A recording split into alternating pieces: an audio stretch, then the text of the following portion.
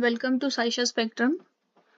In today's lecture, we are going to see what are the responsibilities of an ABAPER in real life.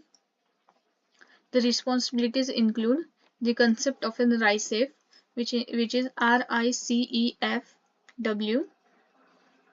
where R stands for report, I stands for interface, C stands for conversion, E stands for enhancement, F stands for forms, and W stands for workflow.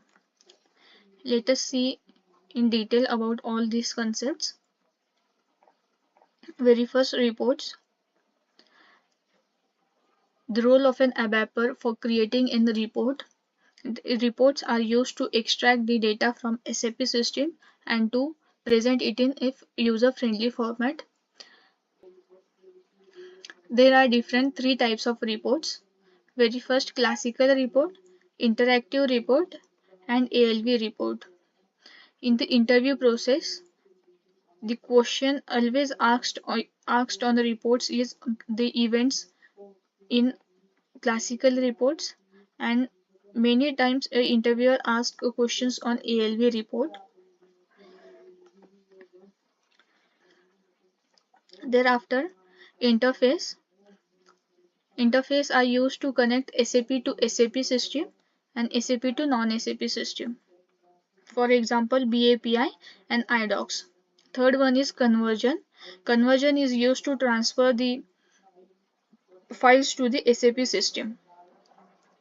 For example, BDC, LSMW. Fourth one is enhancement. Enhancement are used to add some additional functionalities to the standard functionalities without disturbing the standard functionalities. For example, BADI, user existence, customer existence, enhancement work framework, and enhancement spot. The next one is forms. So what are the forms? Forms are used to design business documents.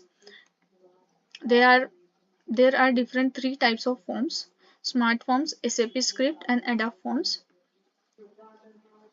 Where in a real life, an HR need to design a layouts for making different invoices like offer letters, experience letters. So for that we need a layout sets, and these layout sets are designed through the forms. So these different forms are being used, that is smart form, SAP script, and ADAPT forms. We will see in the next lecture in detail about all these forms. And the last one is workflow. Workflow is used to control the performance of an employee, or it keeps the records of a performance of an employees.